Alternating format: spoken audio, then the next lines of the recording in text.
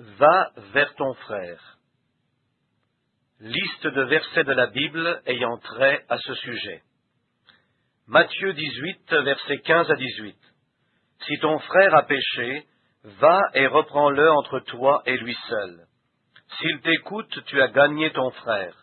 Mais s'il ne t'écoute pas, prends avec toi une ou deux personnes, afin que toute l'affaire se règle sur la déclaration de 2 ou de 3 témoins.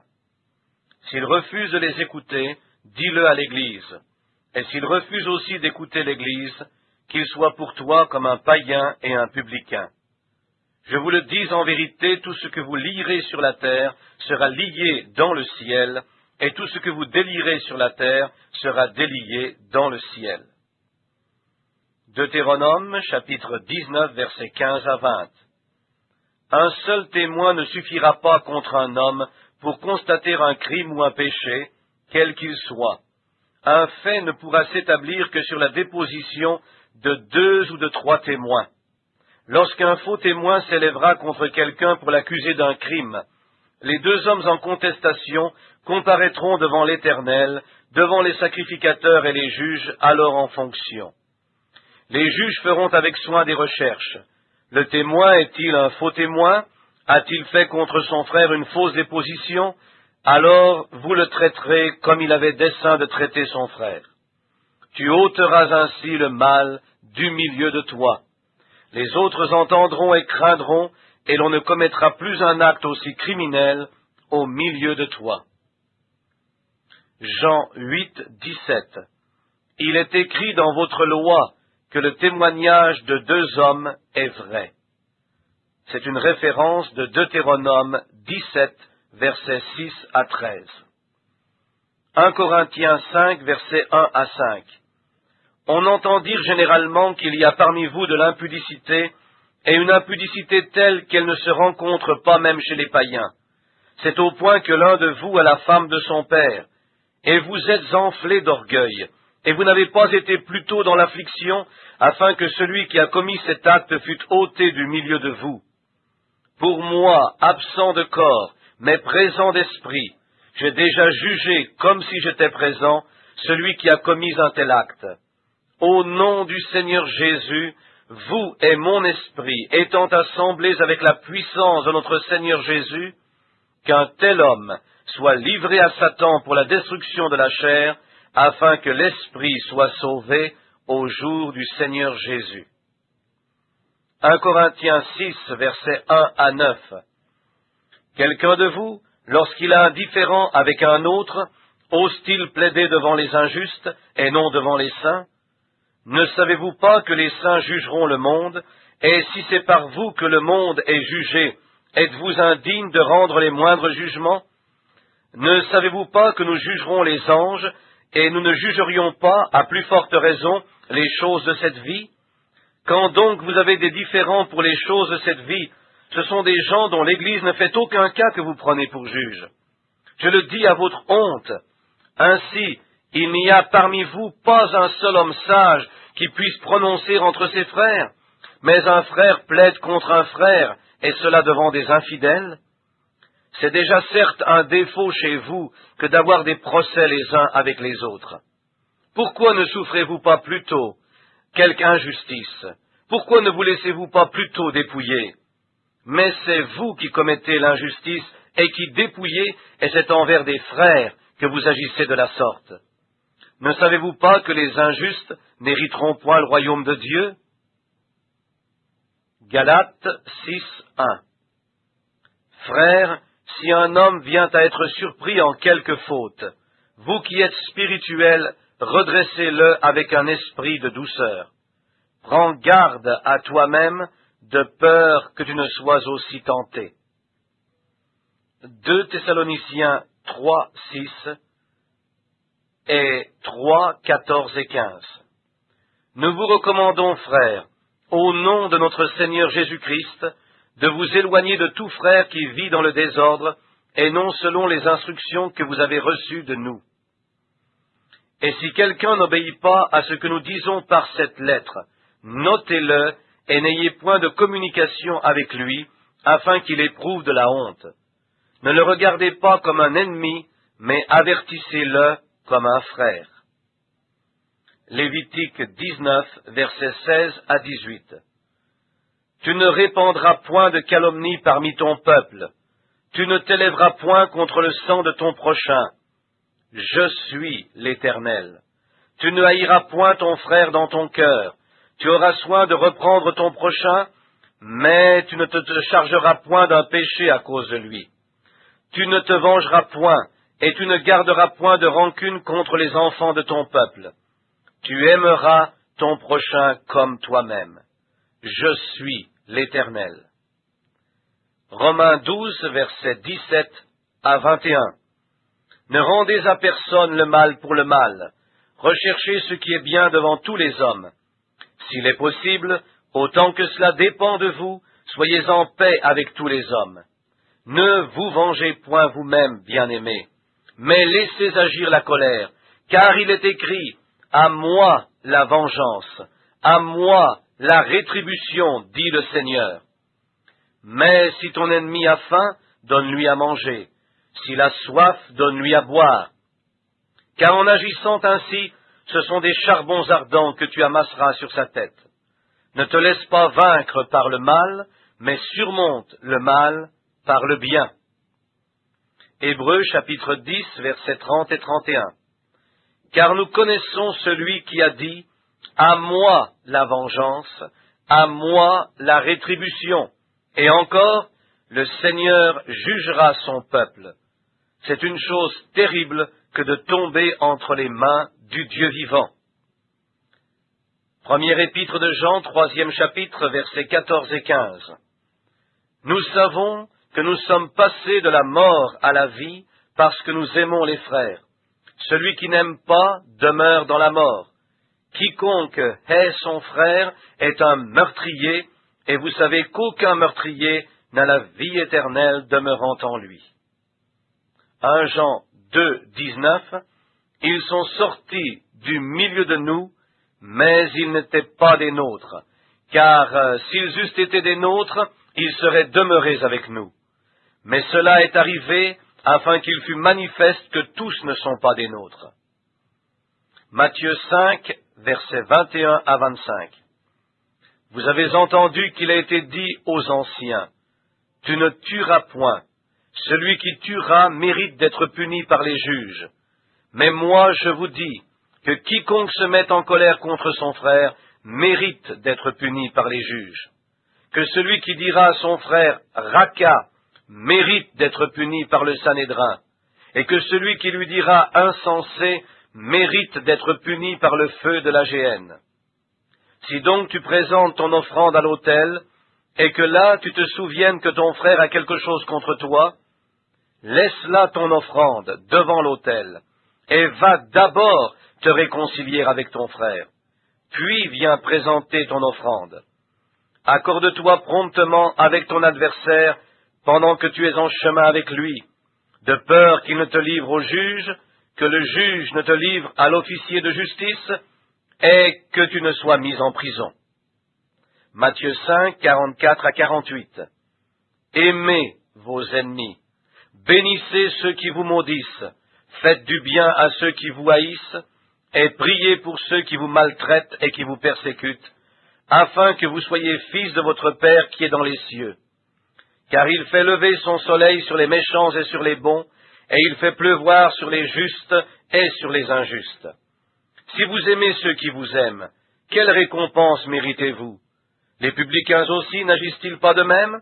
Et si vous saluez seulement vos frères, que faites-vous d'extraordinaire? Les païens aussi n'agissent-ils pas de même? Soyez donc parfaits comme votre Père céleste est parfait.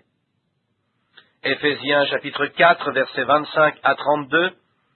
C'est pourquoi renoncez aux mensonges, et que chacun de vous parle selon la vérité à son prochain, car nous sommes membres les uns des autres. Si vous vous mettez en colère, ne péchez point, que le soleil ne se couche pas sur votre colère, et ne donnez pas accès au diable. Que celui qui dérobait ne dérobe plus, mais plutôt qu'il travaille en faisant de ses mains ce qui est bien, pour avoir de quoi donner à celui qui est dans le besoin. Qu'il ne sorte de votre bouche aucune parole mauvaise, Mais s'il y a lieu, quelques bonnes paroles qui servent à l'édification et communiquent une grâce à ceux qui l'entendent. N'attristez pas le Saint-Esprit de Dieu par lequel vous avez été scellés pour le jour de la rédemption. Que toute amertume, toute animosité, toute colère, toute clameur, toute calomnie et toute espèce de méchanceté disparaissent du milieu de vous.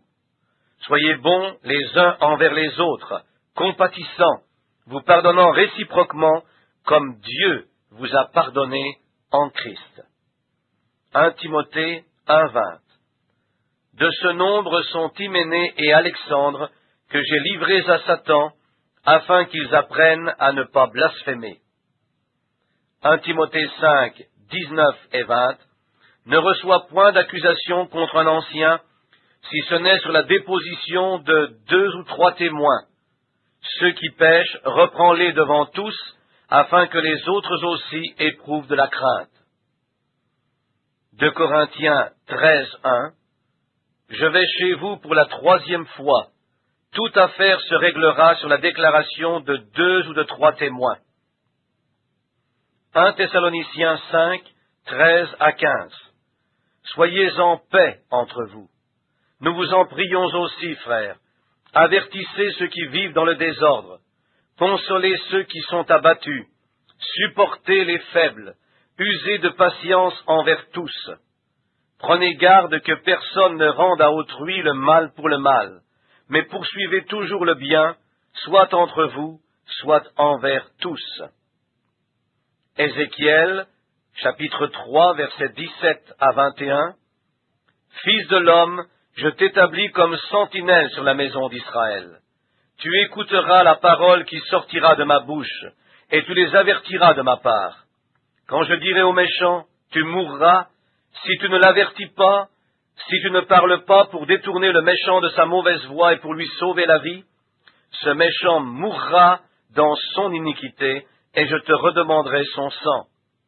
Mais si tu avertis le méchant, et qu'il ne se détourne pas de sa méchanceté et de sa mauvaise voie, il mourra dans son iniquité, et toi tu sauveras ton âme. Si un juste se détourne de sa justice, et fait ce qui est mal, je mettrai un piège devant lui, et il mourra. Parce que tu ne l'as pas averti, il mourra dans son péché, on ne parlera plus de la justice qu'il a pratiquée, et je te redemanderai son sang. Mais si tu avertis le juste de ne pas pécher, et qu'il ne pêche pas, il vivra, parce qu'il s'est laissé avertir, et toi, tu sauveras ton âme. Jacques chapitre 5, versets 19 et 20. Mes frères, si quelqu'un parmi vous s'est égaré loin de la vérité, et qu'un autre l'y ramène, qu'il sache que celui qui ramènera un pécheur de la voie où il s'était égaré, sauvera une âme de la mort et couvrira une multitude de péchés. Luc 17, versets 3 et 4.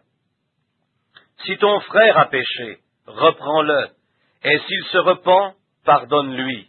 Et s'il a péché contre toi 7 fois dans un jour, et que 7 fois il revienne à toi disant « Je me repens », tu lui pardonneras. Matthieu 18, 21 et 22. Alors Pierre s'approcha de lui et dit « Seigneur, combien de fois pardonnerai-je à mon frère lorsqu'il péchera contre moi? Sera-ce jusqu'à 7 fois ?» Jésus lui dit « Je ne te dis pas jusqu'à 7 fois, mais jusqu'à 70 fois 7 fois. » 1 Corinthiens 13, 4 à 7. L'amour est patient, il est plein de bonté. L'amour n'est point envieux. L'amour ne se vante point, il ne s'enfle point d'orgueil, il ne fait rien de malhonnête, il ne cherche point son intérêt, il ne s'irrite point, il ne soupçonne point le mal, il ne se réjouit point de l'injustice, mais il se réjouit de la vérité, il excuse tout, il croit tout, il espère tout, il supporte tout. Romains 8, 31.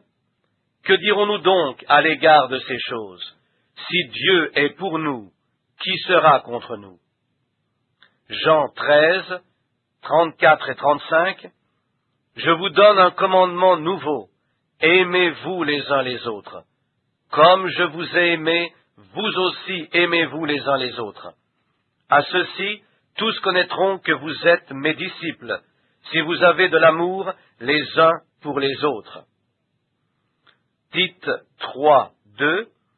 Rappelle-leur de ne médire de personne, d'être pacifique, modéré, plein de douceur envers tous les hommes. Jacques 4, 11. Ne parlez point mal les uns des autres, frères. Celui qui parle mal d'un frère ou qui juge son frère parle mal de la loi et juge la loi. Or, si tu juges la loi, tu n'es pas observateur de la loi, mais tu en es juge. Jacques 5, 9. Ne vous plaignez pas les uns des autres, frères, afin que vous ne soyez pas jugés. Voici, le juge est à la porte. 1 Timothée 3, 11. Les femmes de même doivent être honnêtes, non médisantes, sobres, fidèles en toutes choses. Proverbe 26, 20. Faute de bois, le feu s'éteint, et quand il n'y a point de rapporteur, la querelle s'apaise. Psaume 15, versets 1 à 3. Ô Éternel, qui séjournera dans ta tente? Qui demeurera sur ta montagne sainte? Celui qui marche dans l'intégrité, qui pratique la justice et qui dit la vérité selon son cœur. Il ne calomnie point avec sa langue, il ne fait point de mal à son semblable, et il ne jette point l'opprobre sur son prochain. Actes chapitre 5, versets 35 à 39. Puis il leur dit, « Hommes israélites, prenez garde à ce que vous allez faire à l'égard de ces gens. Car il n'y a pas longtemps que parut Teudas, qui se donnait pour quelque chose, et auquel se rallièrent environ 400 hommes. Il fut tué, et tous ceux qui l'avaient suivi furent mis en déroute et réduits à rien. Après lui parut Judas le Galiléen, à l'époque du recensement, et il attira du monde à son parti. Il périt aussi, et tous ceux qui l'avaient suivi furent dispersés. Et maintenant, je vous le dis, ne vous occupez plus de ces hommes, et laissez-les aller. Si cette entreprise ou cette œuvre vient des hommes, elle se détruira. Mais si elle vient de Dieu, vous ne pourrez la détruire. Ne courez pas le risque d'avoir combattu contre Dieu.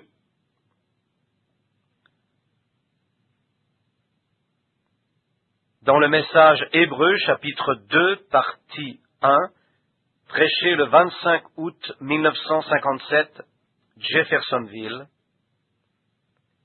Et j'ai découvert ceci, c'est que Paul, quand il se rendit à Damas avec des lettres dans sa poche pour arrêter tous ceux qui étaient dans la voie bénie de l'Évangile, il était sincère. Mais j'ai toujours pensé que depuis que Paul vit mourir Étienne, cela avait dû le marquer profondément.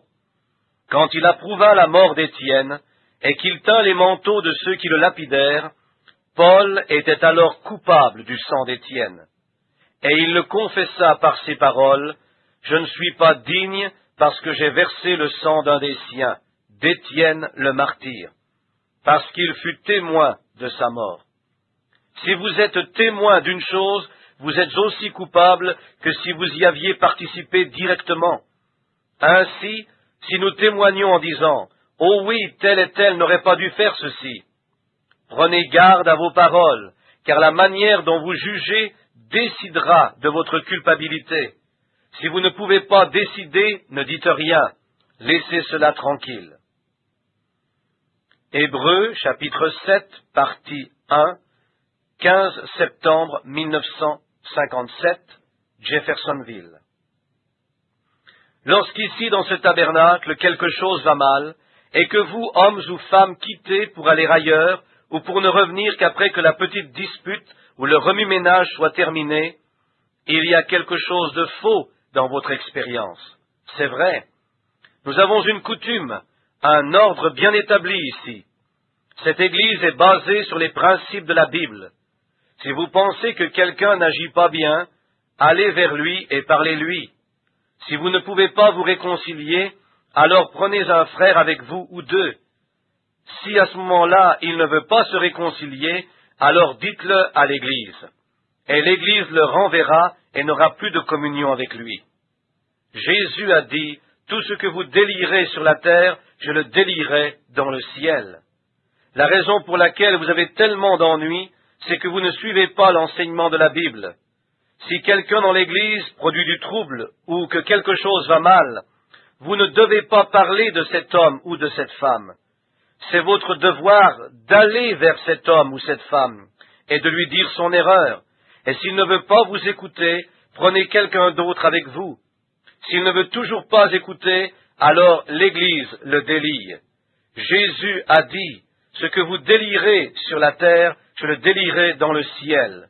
Ce que vous lirez sur la terre, je le lirai dans le ciel. » Voilà la puissance de l'Église. Ici, il n'y a pas longtemps, un de mes bons amis, prédicateur, avait un garçon qui fréquenta sa propre Église. Il en vint un jour à courir avec une fille qui fumait, buvait, se conduisait mal. Le prédicateur déclara, « Bien sûr, c'est son affaire. C'est un de mes amis d'enfance et un gentil garçon. » Son fils s'enticha donc de cette jeune femme. Elle avait été mariée, avait des enfants, et son mari vivait toujours. Il craignait que son fils l'épouse. Ainsi ce frère, déchiré dans son cœur, me dit, « Frère Branham, je désire que vous alliez trouver mon fils, je désire que vous lui parliez. » Je dis, « Frère, j'ai presque dit son nom, vous pouvez faire mieux, ne m'envoyez pas. Si ce garçon ne vit pas correctement et que l'Église l'a surpris agissant mal, c'est à l'Église de s'occuper de cette affaire. C'est laissé aux soins de l'Église, c'est à elle d'aller le lui dire. » Ainsi il prit un frère et alla lui parler. Mais son fils s'en prit au frère, lui faisant savoir que lui s'occupait de ses propres affaires et qu'il devait en faire autant. Il prit alors un autre frère, ou plutôt deux de plus, 2 diacres, et alla parler au garçon. Il ne voulut pas écouter. Ils le rapportèrent à l'Église, et pendant plusieurs soirs il ne vint pas pour se réconcilier avec l'Église, après que son péché eût été détard. Si ce n'est pas possible, alors retournez-y avec 2 ou 3, si vous avez... Partie 2, 22 septembre 1957, Jeffersonville.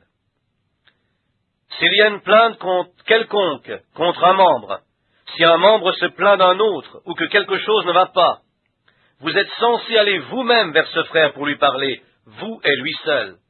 Puis s'il ne l'accepte pas, alors prenez un des diacres ou quelqu'un d'autre avec vous, et allez vers ce frère. S'il ne vous reçoit pas, alors venez le dire à l'Église, et s'il ne veut pas recevoir l'Église, alors la Bible dit qu'il soit comme un païen et un publicain. Quiconque connaît une personne coupable et ne va pas lui parler, devient la partie de l'Église de Dieu qui devra répondre de ce péché. C'est vrai. Et si quelqu'un se plaint d'un diacre ou de quelqu'un dans l'Église, il faut 3 personnes. 3 personnes doivent venir et témoigner, car cela doit venir de la bouche de 2 ou 3 témoins. Venez dire au pasteur que vous avez un grief contre un diacre.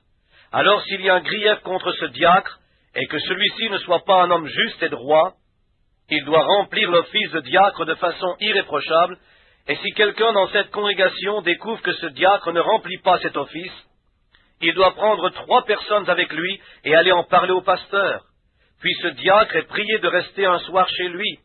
Alors le pasteur, après avoir réuni la congrégation, lui fait part du grief. Si la congrégation décide au vote que le diacre doit continuer, le diacre continuera. Mais si elle vote que le diacre doit être renvoyé, on élira un nouveau diacre le soir même. Voyez-vous? Par conséquent, ce n'est pas l'affaire d'une seule personne, mais de la majorité des gens. Oui, monsieur, s'il y a 20 votes pour lui et 21 contre lui, il s'en ira, ou vice-versa, voyez-vous. C'est-à-dire que l'Église locale est souveraine et chacun de ses membres a une voix dans l'Église. Si quelque chose va mal, alors ils peuvent se réunir et la seule chose à faire, c'est de se placer devant Dieu de façon qu'il n'y ait absolument rien qui entrave la marche de l'Église.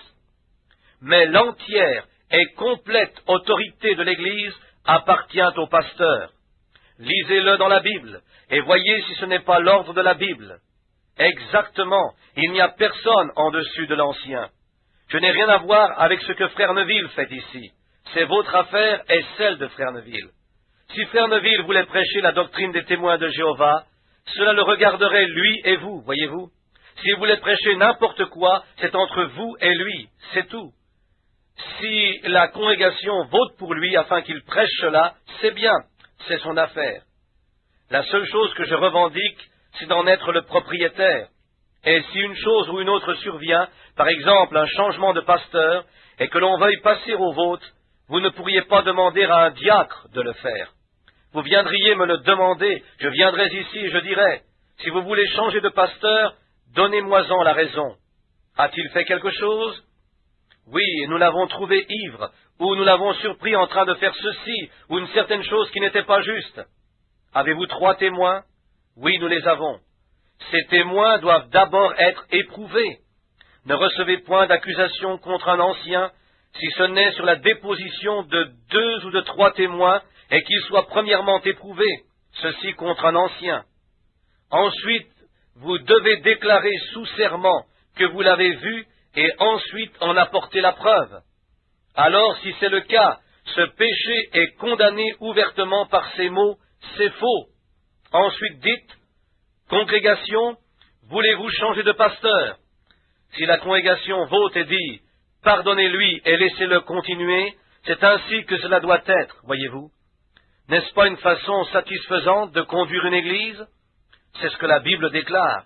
Nous n'avons ni évêque, ni surveillant, ni conseil ou autre pour décider des admissions et qui auraient beaucoup d'autorité. Personne n'a d'autorité ici, si ce n'est le Saint-Esprit. Et c'est juste, c'est lui qui opère les changements. Et nous prenons la décision de la majorité des gens comme étant la sienne. Alors si une partie veut faire ceci et que l'autre veut faire cela, que fait la partie perdante? Elle se rallie aux autres et dit, nous avons eu tort. Nous allons aller de l'avant parce que le Saint-Esprit a fait ce choix. Voyez-vous, c'est tout à fait juste. C'est pareil avec les démocrates et les républicains.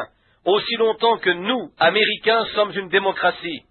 Si les démocrates sont au pouvoir, les républicains devraient unir leurs efforts aux leurs. Si les républicains sont au pouvoir, les démocrates devraient faire de même. Voyez-vous, c'est exactement ce qui fait de nous une nation. Si nous brisons un jour cela, nous briserons notre démocratie, c'est vrai. Si les démocrates disent « nous ne voulons rien faire parce que les républicains sont au pouvoir », alors nous allons tomber. Je suis originaire du Kentucky. Ensemble, nous restons debout, mais divisés, nous tombons. Maintenant, s'il y a quoi que ce soit de faux dans l'Église dont vous ayez connaissance, que cela soit une personne ou autre chose, vous êtes dans l'obligation, et vous devrez en répondre devant Dieu, si vous ne tirez pas cette affaire au clair, vous, l'Église.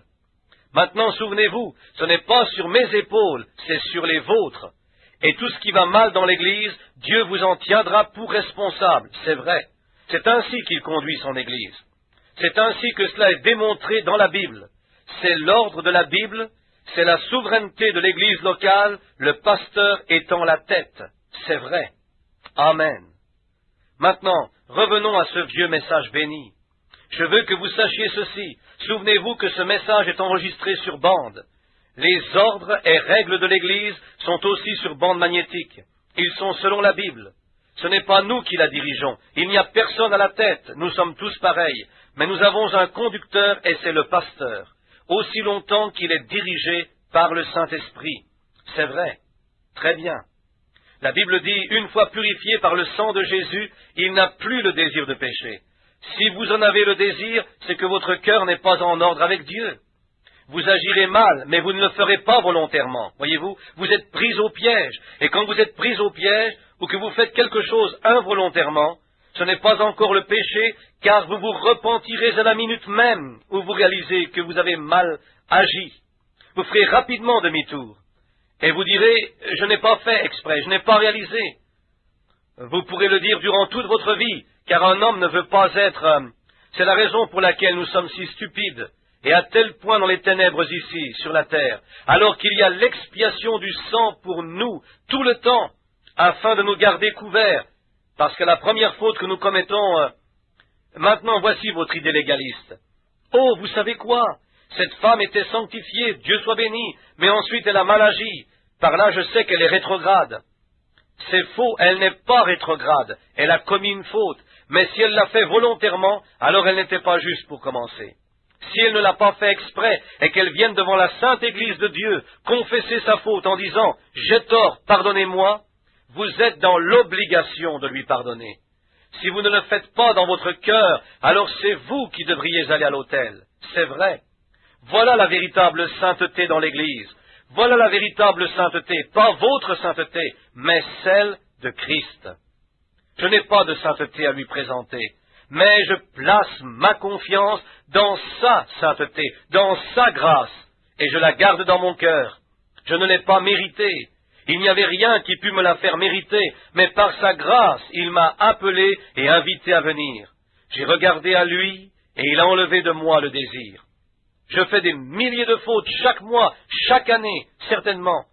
Mais quand je vois que j'ai tort, je dis « Oh Dieu, je ne l'ai pas fait exprès, tu connais mon cœur, je ne l'ai pas fait intentionnellement, j'ai été prise au piège, je ne l'ai pas fait exprès, pardonne-moi Seigneur. » Si j'ai fait du mal à mon frère, je dirais « Frère, pardonne-moi, je ne l'ai pas fait intentionnellement. » Assurément, Dieu connaît mon cœur. Oh, vous y êtes. Voilà le sacrifice du sang. Voilà la puissance de l'Évangile, cette sainte Église qui avance.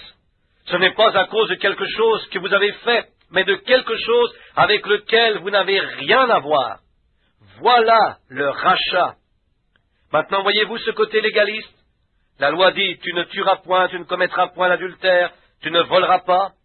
Jésus se retourna et dit, il a été dit aux anciens, tu ne tueras point. Mais moi, je vous dis que quiconque se met en colère contre son frère sans raison a déjà tué. Il a été dit aux anciens, tu ne commettras point d'adultère. Mais moi, je vous dis que quiconque regarde une femme pour la convoiter a déjà commis adultère avec elle dans son cœur. Vous y êtes. Cela devrait enseigner aux femmes comment il faut s'habiller, comment faire ce qui est juste. Si vous vous habillez d'une façon incorrecte et que cela fasse qu'un homme vous regarde avec de mauvaises pensées, vous êtes coupable d'adultère comme si vous aviez commis l'acte. Jésus l'a dit. Et vous qui avez un tempérament semblable à une lame de scie et qui êtes toujours en train de parler mal de quelqu'un et qui n'arrivez pas à encaisser, faites attention. Vous êtes coupable si vous prononcez un mot qui n'est pas juste contre un frère, si vous allez à gauche et à droite pour démolir. Vous n'avez pas besoin de planter un couteau dans le dos d'un homme pour le tuer. Vous pouvez le faire en brisant son caractère, son influence.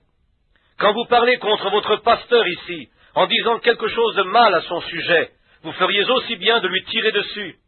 En disant quelque chose qui n'est pas correct à son sujet, eh bien cela tuera son influence à l'égard des gens et vous en serez coupable.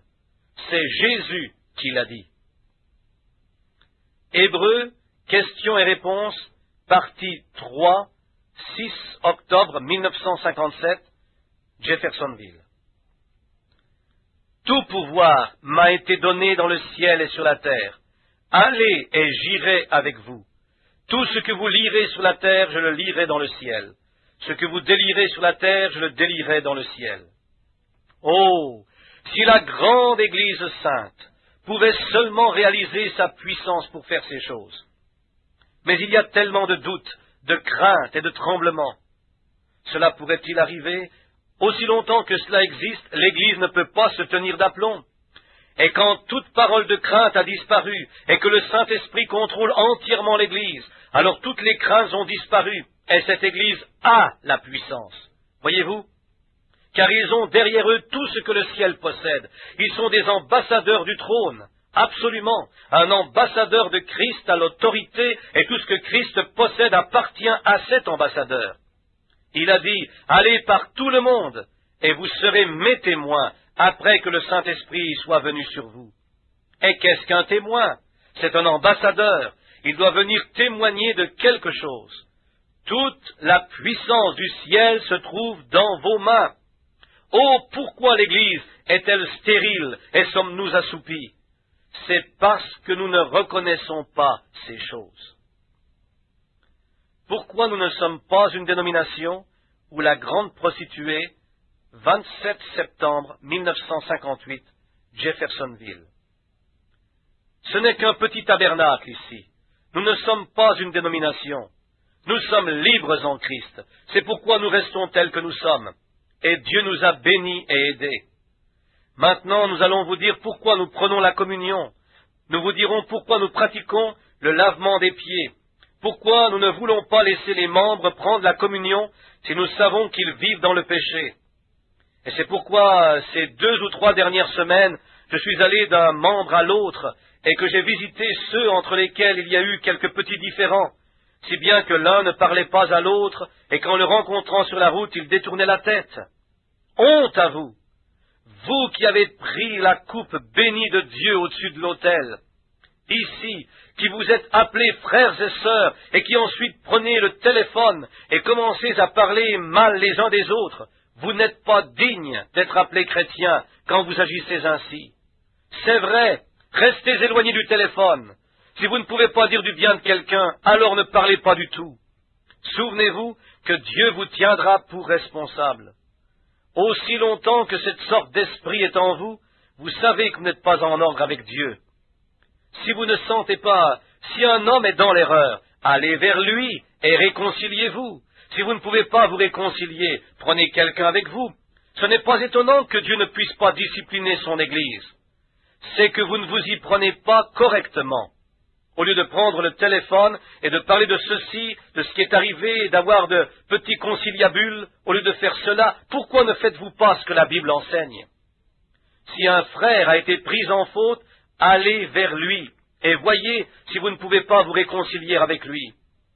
Oh, il m'a fait! Peu importe ce qu'il a fait, allez quand même vers lui. Elle ne dit pas que c'est à lui de venir vers vous, c'est à vous d'aller vers lui s'il est dans l'erreur. Elle ne dit pas, eh bien il est dans l'erreur, c'est à lui de venir vers moi. Ce n'est pas ce que la Bible dit. La Bible enseigne que c'est à vous d'aller vers lui. S'il est dans l'erreur, allez vers lui. S'il ne veut pas vous écouter, alors prenez quelqu'un avec vous comme témoin. Et s'il ne veut pas voir ce témoin, alors prenez votre pasteur. Alors dites-lui, je vais en faire part à l'Église. Et si dans les 30 jours qui viennent, frère, vous ne vous êtes pas arrangé, ce frère ici est prêt à se réconcilier, vous ne le voulez pas? Si vous ne vous êtes pas arrangé dans les 30 jours, alors que va-t-il arriver? Vous n'êtes plus des nôtres. La Bible dit que s'il ne veut pas écouter l'Église, qu'il soit alors pour vous comme un païen et un publicain. Vous voyez, aussi longtemps qu'un frère est sous cette protection de l'Église, le sang de Christ le protège. C'est la raison pour laquelle nous n'arrivons pas à faire marcher l'Église comme elle devrait.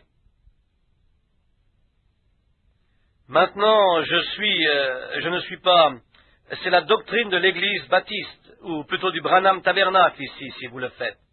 Voyez-vous pourquoi, si vous prenez par exemple 2 hommes, Léo et moi, je dirais, eh bien, Léo m'a causé du tort. Peu importe, je suis censé aller vers lui, car c'est un membre de cette Église. Il est devenu chrétien, et il a pris la communion ici, à la balustrade avec moi. Et nous avons été baptisés au nom du Seigneur Jésus. Nous nous sommes conduits comme d'honnêtes frères l'un vis-à-vis de l'autre. Et tout à coup, quelque chose arrive. Ce n'est pas l'homme. Dans le 90% des cas, c'est le diable qui s'est interposé entre les gens. Ce ne sont pas les gens, c'est le diable. Et aussi longtemps que vous laissez le diable faire cela, vous faites du mal à votre frère. C'est vrai. Eh bien, s'il y a quelque chose de faux entre Léo et moi, allons nous arranger. Et si vous voyez qu'il y a quelque chose, c'est votre devoir de venir vers nous et de dire, vous deux, venez ici, nous allons mettre cette chose en ordre. Alors, si cela en arrive là, je dirais, eh bien, premièrement, nous ne pouvons pas tomber d'accord. Alors vous venez vers l'Église comme cela. Et si, cependant, aussi longtemps que vous ne faites rien à ce sujet, le sang de Jésus-Christ nous protège tous les deux, voyez-vous. Alors ce vieux cancer engendrera un autre cancer jusqu'à ce que finalement l'Église entière soit malade. Ensuite, cela en arrivera au point où, quand vous viendrez à l'église, elle sera si froide que vous devrez faire venir le concierge pour casser les glaçons dehors avant que l'assemblée puisse entrer. Maintenant, vous savez que c'est vrai. Si froide. Ils viendront s'asseoir, vous savez, sans rien dire. Dans le passé, nous étions si spirituels, mais qu'est-il arrivé? Vous avez bien marché. Que se passe-t-il alors? Vos péchés vous séparent. Dieu vous en tiendra pour responsable, frère. Maintenant, rectifiez cette chose. Rien n'est allé mal avec moi, rien n'est allé mal avec Léo. C'est le diable qui s'est mis entre nous, c'est vrai. Mettez la chose en ordre, allez vers lui. Puis s'il ne veut pas écouter, ou si moi je ne veux pas écouter, quoi qu'il en soit, dites-le à l'Église. Et s'il ne vient pas pour se réconcilier avec cette Église, dans les 30 jours, alors il n'est plus sous la protection de Jésus. Nous le délions. C'est tout à fait juste. Observez ce qui arrive ensuite. Laissez alors Dieu faire la discipline. Vous êtes déchargé de la chose. Vous avez fait tout votre possible. Alors laissez Dieu s'occuper de lui quelque temps. Il le livrera au diable. C'est alors qu'il reviendra. S'il ne revient pas, sa vie ne durera que peu de temps. Vous vous souvenez qu'il est parlé dans la Bible d'un frère qui ne voulait pas se mettre en ordre avec Dieu. Combien s'en souviennent? Il vivait avec sa mère adoptive, et on ne pouvait pas le remettre sur le droit chemin. Paul dit, livrez-le au diable pour la destruction de la... Vous verrez que dans 2 Corinthiens, il s'est mis en ordre. J'ai un frère, un cher ami. Pourquoi ne pas le nommer? Un frère prédicateur. Et ce frère prédicateur, son nom est frère Rasmussen. Beaucoup de vous prédicateurs qui êtes ici ce soir, son nom figure dans vos registres en tant que frère interdénominationnel à Chicago. Et regardez, il avait un garçon, il est parti, a épousé une jeune fille catholique et a commencé comme cela, et il voulait faire ceci, encore cela et tout le reste, et il eut des ennuis. Son papa est allé vers lui et lui a dit, « Regarde, fils, veux-tu te réconcilier ?»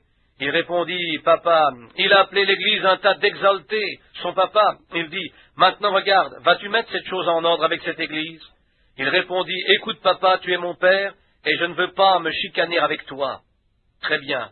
Le père partit, prit un des diacres, et alla le trouver chez lui. Il lui dit, « Wesley, je veux te parler. Vas-tu mettre cette chose en ordre avec l'église ?» Et il lui répondit de façon cassante. Et le père dit, « Souviens-toi, Wesley, que je suis le pasteur de cette église. Je suis ton père, mais je vais faire ce que Dieu enseigne. Je te donne 30 jours pour mettre cela en ordre avec cette église. Sinon, nous t'excommunierons de la présence de Dieu. Tu es mon propre fils, lui est mon sauveur. Je t'aime, tu sais que je t'aime, Wesley. Je donnerai ma vie pour toi en ce moment même. Mais tu dois te mettre en ordre avec la parole de Dieu, vois-tu? Je suis le pasteur, je suis le berger de ce troupeau. Et que tu sois mon fils ou n'importe qui d'autre, tu dois vivre conformément à la parole de Dieu. Si tu ne le fais pas, alors je ne suis pas digne d'être son berger. Oh, ça c'est un pasteur. C'est un homme. Ne pensez-vous pas, c'est un homme. En parlant ainsi à son garçon, il a dit que cela lui avait fait mal, mais il ajouta, « Qui allez-vous blesser, l'homme ou votre sauveur ?»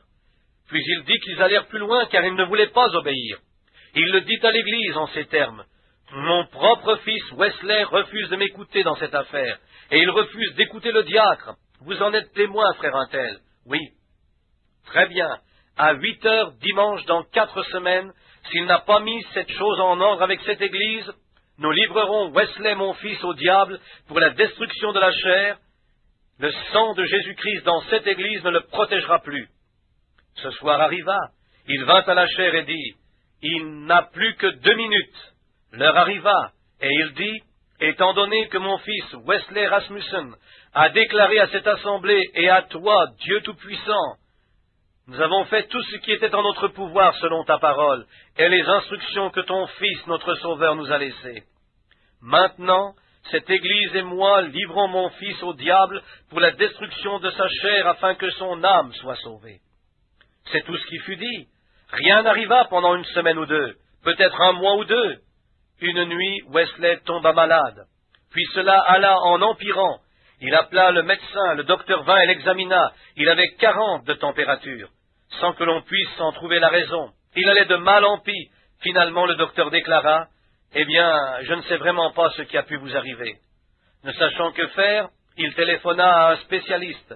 Et le spécialiste vint, on l'emmena à l'hôpital. Et après l'avoir examiné, il dit, « Je ne peux pas vous dire ce qui en est, mais déjà son teint est cadavéreux. » Sa femme était là qui pleurait, et les enfants se tenaient autour du lit, et le médecin déclara, « Il s'en va, c'est tout. Son pouls et sa respiration deviennent toujours plus faibles. » Alors le fils dit, « Appelle papa. » « Oh oui, c'est ainsi qu'il faut faire. C'est cela. Appelle papa. » Et son papa se rendit rapidement à l'hôpital pour le voir.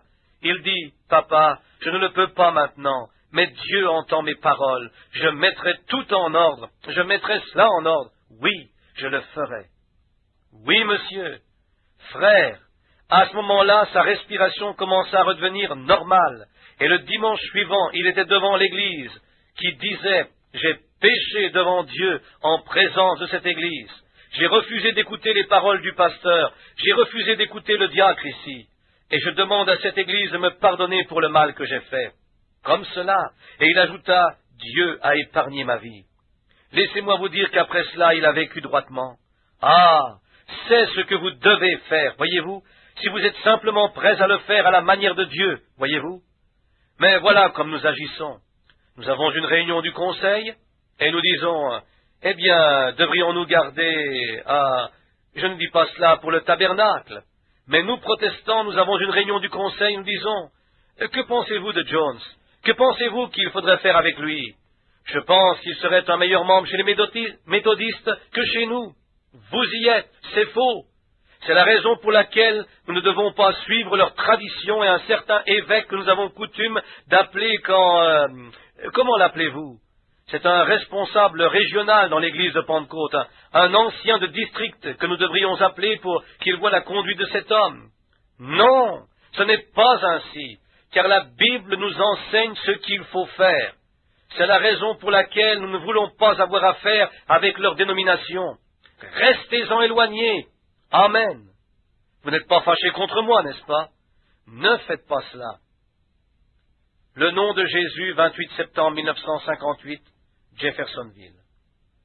Mais quand nous sommes arrivés, nous avons trouvé l'Église un peu chavirée ici et là, et certains membres avaient commencé à devenir un peu tièdes et à se retirer et à entretenir entre eux de petites animosités et ainsi de suite. Je suis allé d'une personne à l'autre, jusqu'à ce que tout soit redevenu dans l'ordre. Maintenant cela va bien, voyez-vous. Et il n'y a rien qui n'aille pas, il n'y a rien qui n'allait pas chez eux, chez aucun des membres. Ils sont tous, hommes et femmes, de braves gens. S'ils pouvaient seulement réaliser que c'est le diable qui s'infiltre au milieu des gens. Exactement, ce ne sont pas les gens. Si vous pouvez arriver à ce qu'un frère comprenne cela, alors il ne gardera pas d'animosité contre l'autre personne. Il en aura de la peine. Il pensera par exemple, « Je suis affligé pour mon frère, voyez-vous. S'il a effectivement mal agi, franchement, ce n'était pas le frère, mais le diable qui l'a fait. Vous dites, eh bien, cet homme a fait telle et telle chose. Votre frère n'a pas fait cela, votre sœur n'a pas fait cela. C'est le diable qui est entré en eux qui l'a fait. Ainsi ne blâmez pas le frère ou la sœur, blâmez le diable. C'est lui qui l'a provoqué. » Questions et réponses 7, 28 juin 1959, Jeffersonville. L'épouse est montée, le résidu est laissé ici. C'est ce dernier qui apparaît à la seconde résurrection. Heureux et saint celui qui apparaît à la première résurrection. La seconde mort n'a point de pouvoir sur lui. C'est vrai, la seconde résurrection sera le trône blanc du jugement. Alors l'Église, ne savez-vous pas, dit Paul, vous allez devant les incroyants et les hommes de loi, alors que les saints jugeront la terre? Ces cas doivent être jugés devant l'Église, et non devant des magistrats injustes. C'est devant l'Église que nos affaires devraient être jugées. Et voilà que vous vous réclamez tous deux de la loi, que Dieu soit miséricordieux envers un homme qui conduira un autre chrétien devant les tribunaux. C'est vrai, Paul les défia même de le faire. Question-réponse sur le Saint-Esprit, 19 décembre 1959, Jeffersonville. Question. Il y a des endroits dans la Bible, tels que 1 Samuel 18:10, où il est dit qu'un mauvais esprit de Dieu fit certaines choses. Je ne comprends pas. Un mauvais esprit de Dieu? Veuillez, s'il vous plaît, l'expliquer. Réponse. Eh bien, peut-être qu'avec l'aide de Dieu, je vais pouvoir le faire. Ça ne veut pas dire que Dieu est un mauvais esprit, mais tout esprit est soumis à Dieu. Il fait tout marcher selon sa volonté, voyez-vous. Maintenant, dans votre question, vous parlez du mauvais esprit qui est venu de Dieu pour tourmenter Saül. Il était maussade et brisé, premièrement parce qu'il avait rétrogradé. Et quand vous rétrogradez, Dieu permet qu'un mauvais esprit vous tourmente. Frère Branham donne l'exemple d'Akab, de Josaphat et de Michée, nom de l'éditeur. Et Michée dit, j'ai vu toute l'armée des cieux réunie autour de Dieu dans une grande conférence. Ils parlaient entre eux et l'Éternel dit, qui pouvons-nous envoyer? Lequel de vous veut descendre tromper Akab afin qu'il aille là-bas se faire tuer pour accomplir la parole de Dieu? Qui pouvons-nous envoyer? L'un dit ceci, l'autre cela. Au bout d'un moment, un mauvais esprit de mensonge vint d'en bas et dit, si vous permettez, je suis un esprit de mensonge et je vais descendre. Je pénétrerai dans tous ces prédicateurs parce qu'ils n'ont pas le Saint-Esprit. Et je ferai en sorte qu'ils... Ce ne sont que des hommes qui ont été formés par une école. Je descendrai, j'entrerai dans chacun d'eux, je les séduirai, je les ferai prophétiser un mensonge. A-t-il bien dit cela? Et Dieu dit, c'est ainsi que nous le séduirons. Et il descendit. Dieu dit, tu as ma permission de partir. Il descendit donc, entra dans ces faux prophètes, formés dans une école, et les fit prophétiser un mensonge. C'était un esprit de mensonge, agissant selon la volonté de Dieu. Voilà encore quelque chose que peut-être vous... Regardez ici une minute, observez ceci. Je désire que vous ouvriez vos Bibles un instant avec moi dans 1 Corinthiens, chapitre 5, verset 1. Et observez ceci, si vous voulez voir Dieu faire en sorte que quelque chose et comment ces mauvais esprits agissent. Très bien. C'est Paul qui parle. On entend dire généralement qu'il y a parmi vous de l'impudicité, et une impudicité telle qu'elle ne se rencontre pas même chez les païens. Que pensez-vous d'une telle chose dans l'Église? C'est au point que l'un de vous a la femme de son père, et vous êtes enflé d'orgueil, et vous n'avez pas été plutôt dans l'affliction, afin que celui qui a commis cet acte fût ôté du milieu de vous. Je ne sais pas, je ne crois pas que quelqu'un contesterait ceci, mais je défends seulement ce que je crois. Si un homme est une fois rempli de l'esprit, il ne peut pas le perdre. Voyez-vous, pour moi, absent de corps mais présent d'esprit, j'ai jugé déjà comme si j'étais présent celui qui a commis un tel acte. Au nom du Seigneur Jésus, vous et mon esprit étant rassemblés dans la puissance de notre Seigneur Jésus, qu'un tel homme soit livré à Satan pour la destruction de la chair, afin que l'esprit soit sauvé au jour du Seigneur Jésus. Dieu dit à la Sainte Église qui est son corps sur la terre que maintenant ceci se trouve dans le Nouveau Testament. Il est parlé d'un homme qui était si corrompu et souillé qu'il vivait avec la femme de son propre père. Il dit, une telle chose dans le corps de Christ. Vous, l'Église, livrez-le au diable pour la destruction, voyez-vous. Dieu permet que, quand il veut donner le fouet à quelqu'un, il lâche un mauvais esprit sur lui afin de tourmenter cette personne et la faire revenir. Maintenant, nous voyons que cet homme, c'est ce qui se passe avec les églises aujourd'hui.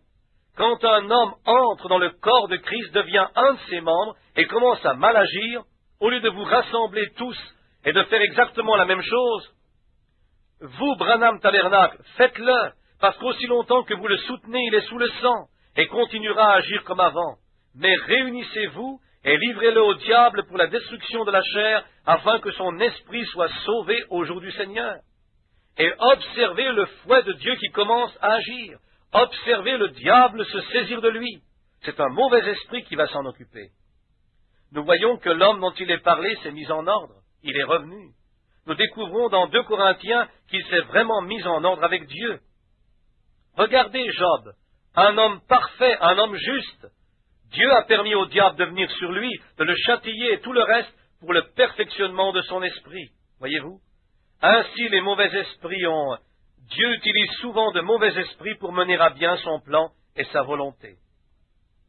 Question-réponse 5, 23 décembre 1959, Jeffersonville. Or, si l'esprit d'Élie sur Jean fit que Jean a agi comme Élie, l'esprit de Dieu sur vous vous fera agir comme Jésus. Maintenant, c'est là que vous reconnaissez le Saint-Esprit, voyez-vous. C'est l'action du Saint-Esprit. Il vous rend doux et humble. Il vous rend indulgent. Pourrait-il vous arracher la barbe s'ils étaient là, et vous cracher au visage, alors que vous auriez le pouvoir de faire appel à des légions d'anges? Pourriez-vous le faire par amour pour les gens qui vous crachent au visage? Le pourriez-vous? Si quelqu'un s'avançait vers vous en disant « Hé, espèce d'hypocrite !» et qu'ensuite il vous donne une gifle, pourriez-vous prier pour son pardon? C'est là où vous pouvez voir si vous avez le Saint-Esprit ou non, voyez-vous. Quand une personne dit du mal d'une autre, et que cette dernière, bien que prétendant parfois avoir le Saint-Esprit, dise « Je lui rendrai l'appareil, quoi qu'il m'en coûte », voyez-vous. C'est là que vous pouvez juger ce qui en est de votre Saint-Esprit, voyez-vous. Heureux serez-vous lorsqu'on dira faussement de vous toutes sortes de mal à cause de mon nom. Et vous cherchez à leur rendre l'appareil? Non, réjouissez-vous et soyez dans l'allégresse, car c'est ainsi qu'on a persécuté les prophètes qui ont été avant vous. Voyez-vous? Quand quelqu'un dit du mal à votre sujet, dites du bien. Si vous ne pouvez pas dire du bien à leur sujet, alors ne dites rien. Laissez-le ainsi, voyez-vous? Et alors, quand vous revenez à vous-même, priez pour eux. Et maintenant, vous pourriez me traîner dans la boue et Voyez-vous pourquoi? Ce n'est pas moi. Que suis-je en train d'essayer de montrer? Quelque chose est arrivé. Cette vieille puissance, ce vieux William Branham est mort, et quelqu'un d'autre est entré. Et cela me fait avoir pitié de mes ennemis. Quand quelqu'un me fait du mal, je ne prie jamais contre lui, je prie pour lui. Et c'est là que le Saint-Esprit a donné ce test l'autre soir en Nouvelle-Angleterre, avant que ceci n'arrive ici. Quand il donne à la puissance, il dit, dis ce que tu voudras à ces gens. La façon dont ils avaient agi, je les ai regardés et j'ai dit, je vous pardonne. C'est exactement ce qu'il voulait, voyez-vous. Pardonnez à vos ennemis, voyez-vous. Voici les esprits qui vous rendent méchants. Prenez garde à ces esprits. Le livre des Éphésiens est comparable à celui de Josué, 15 mai 1960, Jeffersonville. Ainsi, voyez-vous, Canaan ne représentait pas le ciel à cause de ses guerres, de ses troubles, de ses mises à mort, de ses complots, etc. Mais il représentait ceci, une marche parfaite. C'est là où l'Église faillit aujourd'hui, à cause de cette marche. Saviez-vous que votre propre conduite peut empêcher quelqu'un d'être guéri? Votre mauvaise conduite et vos péchés inconfessés, de vous croyants, peuvent être cause de la faillite de cette Église. Et au jour du jugement, vous en serez tenu entièrement responsable. Oh, vous dites, maintenant attendez une minute, frère Branham. Mais c'est la vérité, pensez-y. Josué, après qu'il eut traversé le Jourdain et fut entré dans le pays, Dieu lui donna la promesse que, pensez à ceci, combattre pendant toute une campagne sans perdre un seul homme, sans une égratignure, sans qu'une infirmière n'ait eu à intervenir ou qu'un secours fût nécessaire. Dieu dit, le pays t'appartient, va combattre. Pensez, allez à la guerre sans qu'il fût nécessaire de faire appel à la Croix-Rouge, sachant que personne ne serait blessé. Ainsi ils tuèrent les Amoréens et les Hétiens, mais il n'y eut pas un seul homme blessé parmi eux, jusqu'à ce que le péché entre dans le camp.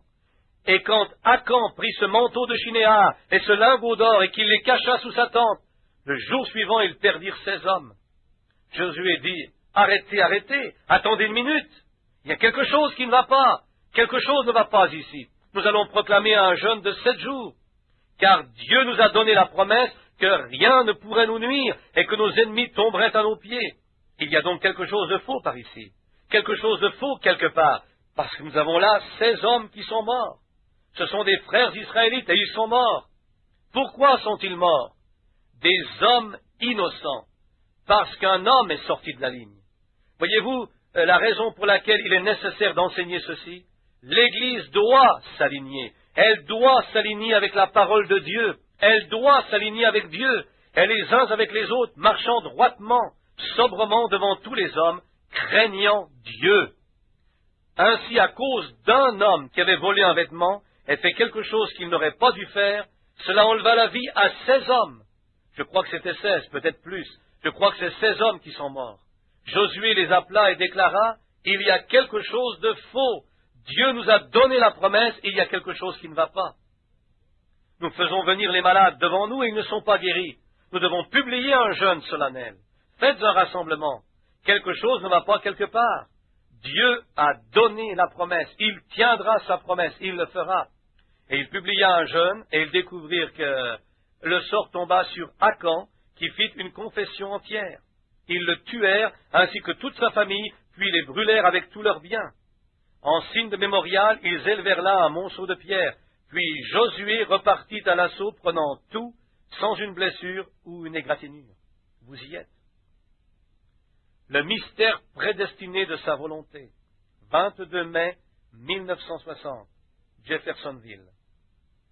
Oh, Dieu en a placé partout, dans les bureaux de médecins, parmi les infirmières. Je ne crois pas qu'il y ait une seule infirmière au Norton's Infirmity Hospital à laquelle je n'ai pas témoigné sur la nécessité d'avoir le Saint-Esprit et demandé si elle avait été baptisée au nom de Jésus. Il n'y a nulle part un médecin avec lequel je ne sois entré en contact ou quelqu'un d'autre. Voyez-vous, parlez-leur de cela. Il ne vous reste pas beaucoup de temps, frère. Peu importe combien cela semble difficile ici. Mais attendez d'avoir traversé votre dernier souffle là-bas, de l'autre côté, voyez-vous. Alors vous souhaiterez l'avoir fait. Oui, monsieur. N'attendez pas jusqu'à ce moment-là. Faisons-le tout de suite. C'est maintenant l'heure. Oh, peut-être qu'ils ne seront pas d'accord avec cela, et qu'ils rageront, feront des histoires, mais ils ne le font pas exprès. Ils ne le font vraiment pas exprès. C'est en ordre. Et s'ils se mettent à vous faire des histoires, souvenez-vous simplement qu'ils ne le font pas exprès. Ils ne le font pas exprès. Non, on leur a peut-être enseigné quelque chose, et ils s'y accrochent pour que vous puissiez voir leur point de vue. Ne contestez pas avec eux, ne contestez avec personne, mais conduisez-les simplement là-dedans avec amour. Ensuite, priez pour eux. La révélation de Jésus-Christ, l'âge de l'Église de Pergame, 7 décembre 1960, Jeffersonville. Efforcez-vous de faire le bien, et continuez simplement à être bon. Ne gardez pas d'animosité ou de rancune.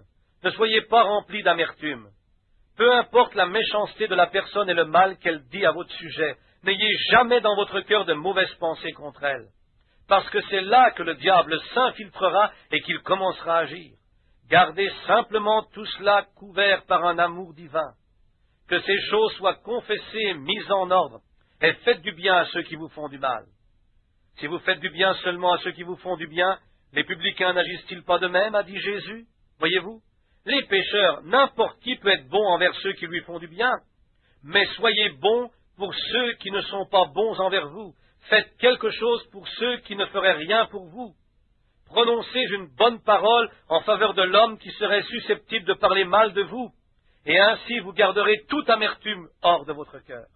Et vous serez toujours dans l'amour avec tous, aussi longtemps que vous restez dans l'amour. Maintenant vous dites, mais ils ont fait. Nous ne sommes pas juges, Dieu est le juge. Et vous ne voudriez pas que cette pauvre personne soit rejetée, n'est-ce pas? Certainement pas. Peu importe qui ils sont, vous ne le voudriez pas. Aussi, essayez d'être gentil vis-à-vis d'eux. Et l'amour couvre une multitude de péchés. Oui, monsieur, l'amour, ce bon et divin amour chrétien. Si un homme vient vers vous et vous traite d'exalté de toutes sortes de noms, maintenant, ne feignez pas, voyez-vous. Si vous ne pouvez pas agir ainsi, allez-vous-en simplement. Mais dans votre cœur, vous devriez être à même de dire, eh bien, frère, peut-être que si vous le compreniez comme moi, vous le verriez autrement, voyez-vous. Et soyez remplis de douceur envers lui. Continuez ainsi. Et même si nous différons comme l'Est est éloigné de l'Ouest, cela ne fait aucune différence. Exposé de cet âge de l'Église, l'âge de l'Église de Laodicée. Maintenant, nous pouvons voir pourquoi il y a deux vignes, une vraie et une fausse. Nous pouvons voir pourquoi Abraham eut deux fils, l'un selon la chair qui persécuta Isaac et l'autre selon la promesse. Nous pouvons voir comment, des mêmes parents, deux enfants naquirent, l'un connaissant et aimant les choses de Dieu, l'autre connaissant une bonne partie de la vérité, mais n'ayant pas le même esprit et par conséquent persécutant l'enfant élu. Ce n'est pas parce qu'il aimait la réprobation que Dieu a réprouvé. Il a réprouvé par amour pour les élus. Les élus ne peuvent pas persécuter les élus. Ce sont les réprouvés qui persécutent et détruisent les élus. Les élus ne peuvent pas faire du mal aux élus. Oh, ces réprouvés sont religieux, ils sont habiles, ils sont de la lignée de Caïn, la semence du serpent. Ils construisent leur tour de Babel, leurs cités, leurs empires, tout en invoquant Dieu. Ils haïssent la vraie semence, et ils feront tout ce qu'ils peuvent, même au nom du Seigneur, pour détruire les élus de Dieu. Mais ils sont nécessaires. Qu'est-ce que la balle pour le blé? Sans balle, pas de blé. Mais à la fin, qu'arrive-t-il à la balle? Elle est brûlée dans un feu qui ne s'éteint point. Et ce grain, où est-il? Il est serré dans son grenier, il est là où lui se trouve. Apocalypse chapitre 5, 18 juin 1961, Jeffersonville. Vous avez pu remarquer depuis dimanche dernier ce que veut dire agir à la manière de Dieu. Quand j'ai vu que c'était un esprit qui était venu parmi ses chers frères, il est impossible pour un homme naturel d'enlever cela. Ainsi, la seule chose qui était à faire, c'était de l'abandonner au Seigneur, et en quelques heures, tout fut terminé. Maintenant, pasteur, alors que je m'en vais, étant ton assistant dans l'œuvre du Seigneur, comme Paul l'a dit, je te conjure devant Dieu et ses anges, voyez-vous. De même pour cette Église-ci, c'est un parfait exemple de ce qu'il faut faire si quelqu'un enfreint l'ordre dans l'Église, voyez-vous. Si quelque chose arrive dans l'Église qui ne soit pas juste, alors que celui qui sait que ce n'est pas juste aille vers la personne. Et si celle-ci ne veut pas se réconcilier, alors la chose suivante à faire, c'est de prendre un témoin, ou peut-être deux, et d'aller vers cette personne pour la réconcilier ou pour mettre la chose en ordre. Maintenant, écoutez attentivement. Ceci est aussi enregistré. Alors, si cela ne va pas, ne laissez jamais un petit isme, un petit quelque chose ou un petit ressentiment surgir parmi vous. Débarrassez-vous-en immédiatement, parce que ce sont les petits renards qui abîment le raisin. Ainsi, gardez-le hors du chemin. S'il y a un petit sentiment étrange, allez en parler à la personne. Dites, j'ai tort, je ne me sens pas juste vis-à-vis de vous, ou quelque chose comme cela. Aidez-moi à prier pour cela, afin que je devienne meilleur. Parce que nous ne voulons rien d'autre au milieu de nous que le Saint-Esprit pur et non frelaté. C'est tout ce que nous voulons. Alors les dons et autres se manifesteront correctement et tout marchera bien. Pourquoi avoir une demi-église quand vous pouvez en avoir une entière? Pourquoi accepter un substitut quand tous les cieux sont remplis de l'authentique Saint-Esprit? Voyez-vous, nous ne voulons pas cela. Ainsi, si un petit sentiment étrange apparaît parmi vous, d'un membre à l'égard d'un autre, allez vers cette personne. Vous dites, « Oh, ils m'ont fait. » Souvenez-vous que ce n'est pas si vous avez un grief contre le frère, mais si le frère a quelque chose contre vous, voyez-vous. Allez vers lui, réconciliez-vous. Dites-lui que vous avez eu un sentiment étrange à son égard et que vous désirez devenir amis. Puis priez, allez à l'autel et chassez la chose du milieu de vous. Satan va vous attaquer constamment jusqu'à ce que vous ayez terminé votre vie sur la terre. Souvenez-vous-en. Vous n'aurez jamais un moment sans avoir à combattre, parce que vous êtes engagé dans une bataille. Avez-vous demandé à Dieu de venir à Christ, pensant partager un pique-nique? Alors, vous serez assurément surpris, parce que c'est un combat constant. Je suis dans le ministère depuis 31 ans, et j'ai combattu pour chaque centimètre de terrain, c'est vrai. Israël dut combattre pour chaque centimètre de terrain. La Palestine leur fut donnée, mais pour l'obtenir, ils durent combattre pour chaque centimètre de terrain. Maintenant, souvenez-vous que si quelque chose arrive dans l'Église, si vous devez faire appel au pasteur pour le conduire vers la personne, et que celle-ci refuse d'écouter, alors venez le dire devant l'Église, et donnez-lui un délai pour se réconcilier, peut-être d'un dimanche à l'autre. Et s'il ne veut pas écouter l'Église, alors la Bible dit qu'il soit comme un païen et un publicain. Voyez-vous? Aussi longtemps qu'ils sont protégés par l'Église, Satan ne peut pas les atteindre. Mais quand l'Église les délie de la protection de l'Église et du sang de Christ, alors Satan va s'occuper d'eux. Cela les conduira directement à la réconciliation. Voyez-vous? Comprends-tu cela, pasteur? Oui, monsieur. C'est la chose dont il faut toujours se souvenir de faire. C'est de se réconcilier. Venez à Dieu et agissez à la manière de Dieu. Qu'est-ce que cela nous prouve? 2 ou 3 de nos frères savent que j'ai été la victime de ceci pendant 2 ou 3 ans. C'est vrai.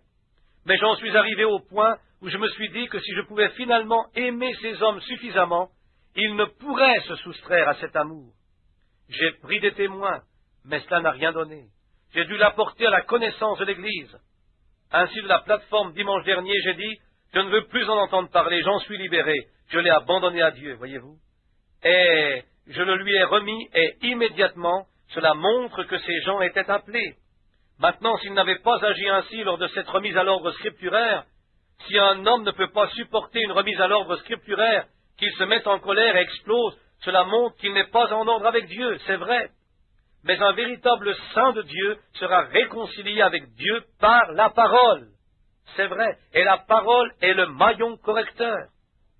Ces frères devraient être très reconnaissants à Dieu de ce que, voyez-vous, la Bible a dit que de faux Christ apparaîtraient dans les derniers jours, et qu'ils séduiraient même les élus, si c'était possible. Mais ce n'est pas possible. Non, monsieur, les élus ont été préordonnés.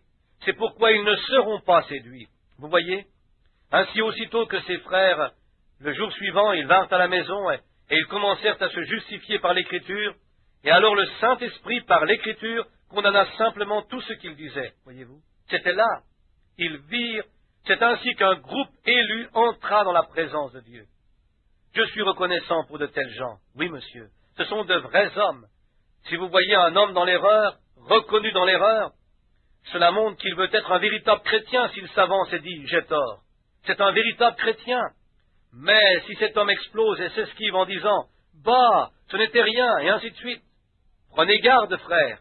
Vous pouvez voir tout de suite qu'il est tombé sous le coup de la condamnation parce qu'il n'était pas des nôtres. Pasteur vient toujours à cette parole et cela marchera ainsi chaque fois. Vous devez rester avec la parole. Vous voyez, ces hommes ont été partout pour établir toutes choses. C'est du véritable christianisme. C'est le christianisme à l'œuvre. Quand vous avez tort, allez et admettez que vous avez tort. Levez-vous et dites « j'ai tort », voyez-vous. Alors, pardonnez-lui. Question-réponse 8, 15 octobre 1961, Jeffersonville. Question 17. La Bible dit que toute chose concourt au bien de ceux qui aiment le Seigneur. Alors, si vous aimez Dieu et que vous retourniez dans le monde, Dieu vous laissera-t-il mourir dans le péché ou vous permettra-t-il de vous réconcilier avec lui avant qu'il vous reprenne? Réponse. La dame a signé cela. C'est pourquoi je peux dire que c'est une dame, voyez-vous, car elle a apposé son nom. Oui, sœur, si vous êtes née, maintenant laissez-moi dire ceci, voyez-vous. Temporairement et dans une faible mesure, chacun de nous rétrograde de nombreuses fois chaque jour. Nous savons cela. Nous sommes tous coupables, chacun de nous. Aucun de nous n'est parfait. Et aussi longtemps que nous serons dans ce corps, nous serons toujours... peu importe que les gens essayent de dire « je me suis sanctifié, je peux embrasser cette femme ou faire cela », il ment, il ne le peut pas, c'est tout. Je n'essaye pas de dire « Seigneur, laisse-moi venir jusqu'où je peux aller », mais plutôt « Seigneur, garde-moi-en aussi éloigné que possible ». Voyez-vous, restez aussi éloigné que... Souvenez-vous que vous êtes toujours des êtres humains, voyez-vous. Mais maintenant, si vous commettez une faute, et que vous fassiez quelque chose qui ne soit pas juste, vous ne le faites pas volontairement. Si vous êtes un chrétien né de nouveau, vous n'avez pas l'intention d'agir mal. Vos intentions et tout le reste sont justes. Mais comme elle l'a dit ici, si vous commettez une faute et que vous fassiez quelque chose qui ne soit pas juste, Dieu vous laissera-t-il continuer ainsi, mourir dans cette condition, et être perdu, ou vous ramènera-t-il à la réconciliation? Il vous ramènera, c'est vrai, il vous ramènera. Et si vous faites quelque chose de mal, que cela ne vous condamne pas, et que vous continuez ainsi, souvenez-vous que premièrement vous n'étiez pas sauvé, c'est vrai. Vous n'étiez pas sauvé, vous n'aviez qu'une soi-disant croyance. Mais quand vous êtes sauvé, vous avez un esprit différent, vous avez une nature différente, vous êtes une nouvelle créature en Christ, et les anciennes choses ont disparu. Elles sont mortes et enterrées dans la mer de l'oubli, voyez-vous. Mais vu que vous vivez dans ce monde, et qu'il y a partout des pièges qui vous attendent, marchez les yeux fixés sur Christ. Souvenez-vous que si vous faites une faute, un véritable chrétien reviendra toujours rapidement se réconcilier. Parfois, il se peut que vous soyez livrés à vous-même pendant quelque temps pour voir ce que vous allez faire. Mais si vous avez la nature d'une colombe, vous ne pourrez jamais manger de la nourriture de corbeau. C'est tout. Vous ne pourrez pas la digérer. C'est tout. Vous êtes sauvés, et je suis si content de savoir que Christ sauve notre... Mais il se peut que nous rétrogradions. Nous allons peut-être mal agir. Nous avons tous nos hauts et nos bas. Mais dans votre âme, aussitôt que vous faites quelque chose, eh bien, ça ne tourne plus rond en vous. Vous savez qu'il y a quelque chose. À ce moment-là, c'est le moment de réagir. C'est le moment de réagir. Éloignez-vous de cela.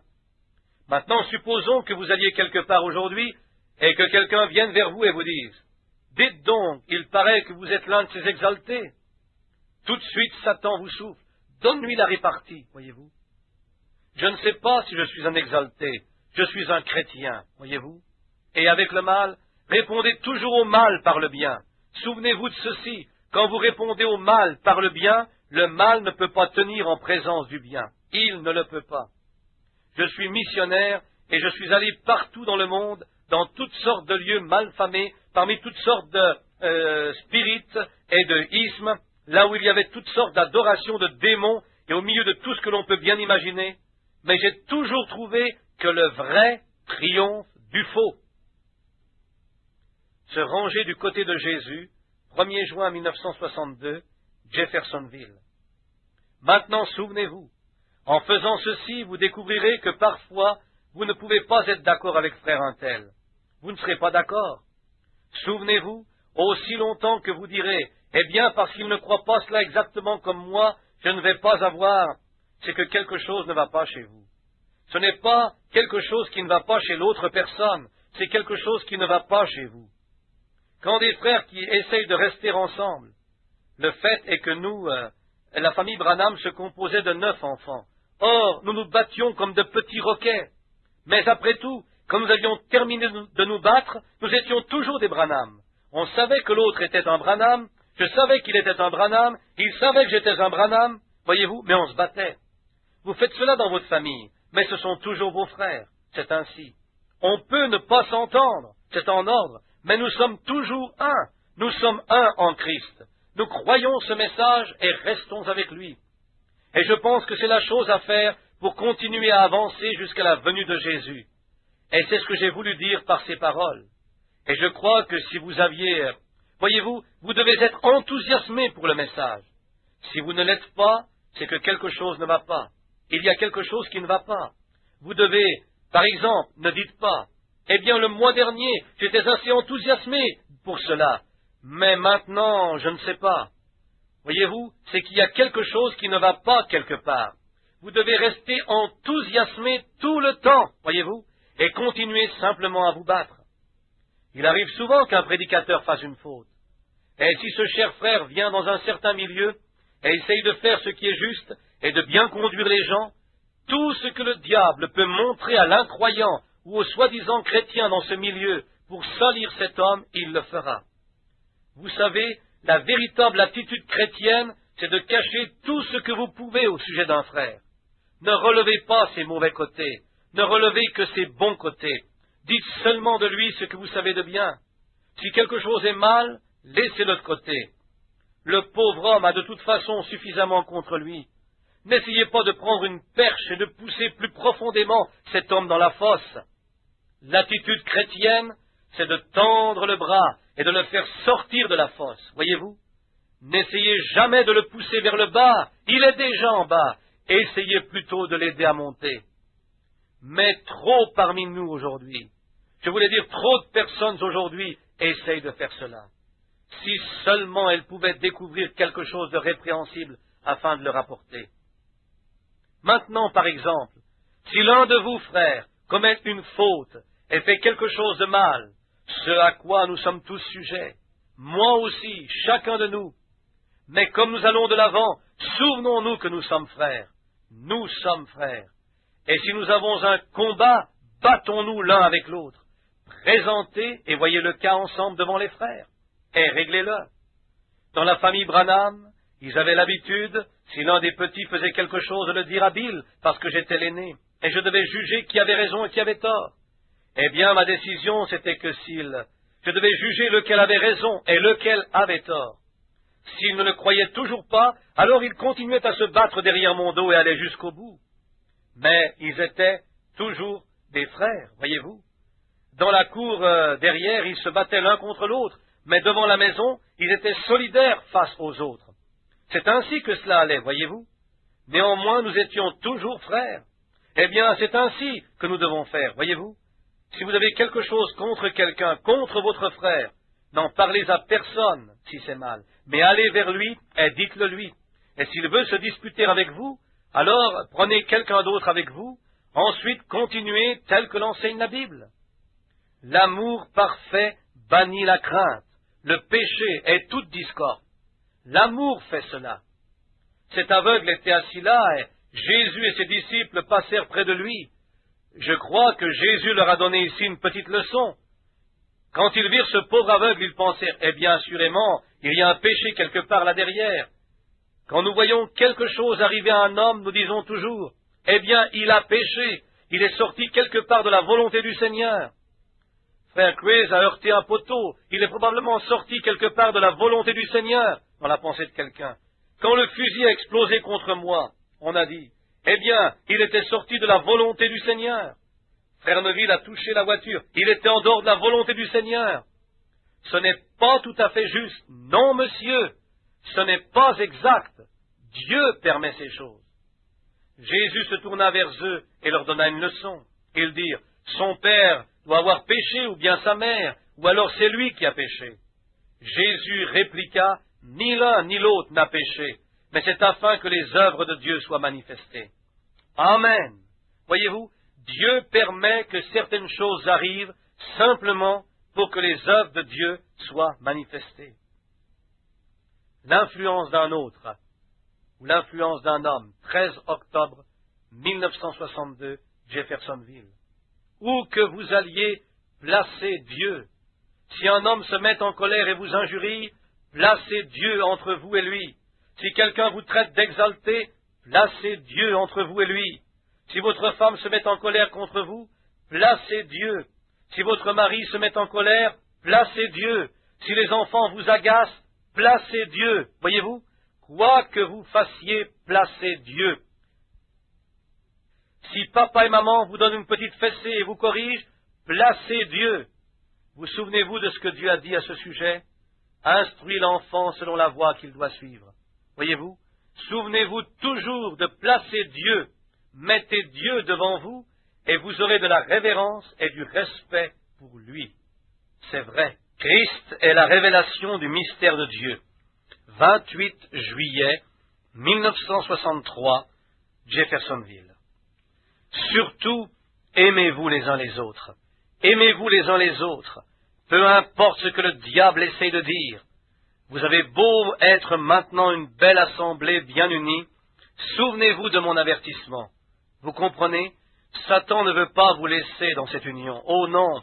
Il essayera de vous abattre, même s'il doit pour cela introduire quelqu'un d'étranger dans l'assemblée pour en faire sa cible. Il introduira un critiqueur ou un incrédule, lui donnera une place dans l'assemblée, le fera fraterniser avec vous, et ensuite, il lui instillera un poison qu'il commencera à répandre dans l'Église. N'ayez pas de part avec lui, restez en dehors de tout cela. Soyez doux et aimables, et pleins d'amour les uns pour les autres. Priez pour que cet homme ou cette femme soit sauvé. Contentez-vous de prier pour eux, et restez étroitement unis et écoutez votre pasteur. C'est lui qui est votre berger, et vous devez le respecter en tant que tel. C'est lui qui vous conduira au travers des épreuves, parce qu'il a été ordonné par Dieu pour cela. Vous souviendrez-vous de cela? L'ennemi viendra, et lorsqu'il viendra, restez d'autant plus unis. Et celui que le diable utilise comme ennemi sortira, ou alors il entrera et deviendra un des vôtres. Tout est là. N'ayez pas l'esprit de clan. Ne discutez pas. Nous sommes tous un. Je ne peux pas dire, main gauche, je suis furieux contre toi, je vais te retrancher parce que tu n'es pas une main droite. Elle est ma main gauche. Je tiens à ce qu'elle reste là où elle est. Même le bout de mon doigt, je tiens à ce qu'il reste à sa place. Je tiens à ce que chaque partie de mon corps reste à sa place. Et en tant que corps des croyants, Dieu tient à ce que nous restions tous ensemble. Nous devons rester tous ensemble. Vous avez des bandes magnétiques sur ce sujet. Vous en avez qui montrent ce que nous croyons. Vous en avez sur la discipline dans l'Église. Elles vous enseignent sur la manière de vous comporter dans l'Église de Dieu, de quelle manière nous devons venir ici et nous tenir dans les lieux célestes. Ne restez pas à la maison. Si Dieu est dans votre cœur, vous serez impatient de voir les portes s'ouvrir pour vous laisser rentrer et avoir communion avec vos frères. Si vous n'avez pas de tels sentiments, alors je vous dis qu'il est temps de vous mettre à prier, parce que nous sommes dans les derniers jours, et que la Bible nous exhorte. Plus nous voyons le jour approcher, plus nous devons nous aimer les uns les autres de l'amour chrétien, de l'amour divin. Soyons unis tous ensemble dans les lieux célestes en Jésus-Christ, et aimons-nous les uns les autres. À ceci tous connaîtront que vous êtes mes disciples, si vous avez de l'amour les uns pour les autres. C'est vrai, restez unis. Si vous pensez qu'un frère ou une sœur n'est pas tout à fait dans la vérité, dites « Seigneur, ne laisse pas le moindre germe d'amertume croître en moi, parce que cela lui ferait de la peine, et cela enlèverait Christ de ma vie. Ces acides, ces poisons de la jalousie, de la malice, de la haine, ils ne feront qu'enlever le Saint-Esprit du milieu de vous. Ils le chasseront de ce tabernacle. Ils tueront l'Esprit de Dieu ou le chasseront d'ici et feront du mal à votre pasteur. Ils feront beaucoup de mal. Vous comprenez? Ne faites pas cela. Resserrez tous vos liens. Tirez sur les courroies, comme ce frère. Un pasteur en a eu la vision l'autre jour. Il avait vu les boucles et les courroies de l'armure de Dieu. revêtez-la, serrez-la bien, rapprochez-vous les uns des autres, aimez-vous les uns les autres en toutes circonstances, parlez-en bien de vos frères et sœurs, parlez-en bien les uns des autres, et Dieu vous bénira. L'Ordre de l'Église, 26 décembre 1963, Jeffersonville. Je m'attends à ce que vous, frères, si une fois vous voyez que je m'éloigne des Écritures, vous veniez vers moi en privé et me disiez où j'ai tort. Peu importe que vous soyez l'un des administrateurs ou le concierge, qui que vous soyez, vous avez le devoir envers moi, en tant que frère en Christ, de me dire quand j'ai tort scripturairement. S'il y a une question, asseyons-nous et tirons cela au clair ensemble. Question. Frère Branham, en ce qui concerne l'ordre de l'Église, nous avons essayé d'agir d'après notre compréhension des ordres donnés lors de la consécration de la nouvelle Église. Mais en agissant ainsi, certains se sont mis en colère et ont quitté l'Église. D'autres ne veulent pas écouter du tout ce que nous disons, spécialement les enfants. Nous avons parlé aux parents à ce sujet, mais ils ne veulent pas s'en occuper. Alors, avons-nous mal compris ou nous y prenons-nous mal? Merci. Réponse. Laissez-moi répondre à ceci comme cela vient. En ce qui concerne l'ordre de l'Église, nous avons essayé d'agir d'après notre compréhension des ordres donnés lors de la consécration de la nouvelle Église. C'est correct, vous agissez bien. Je pense qu'il s'agit des diacres, car c'est là leur travail. Très bien, et en agissant ainsi, des gens se sont souvent mis en colère contre nous. Ils agissent de même envers moi. Ils le feront pour n'importe qui, voyez-vous. Si une personne fait cela, c'est que quelque chose ne va pas chez elle. Elle n'est pas en ordre avec Dieu, car l'Esprit de Christ est soumis à l'enseignement de Christ. La messe, c'est de les laisser partir et de prier pour eux, voyez-vous. Alors peut-être qu'un jour, un des diacres ira les trouver à l'église.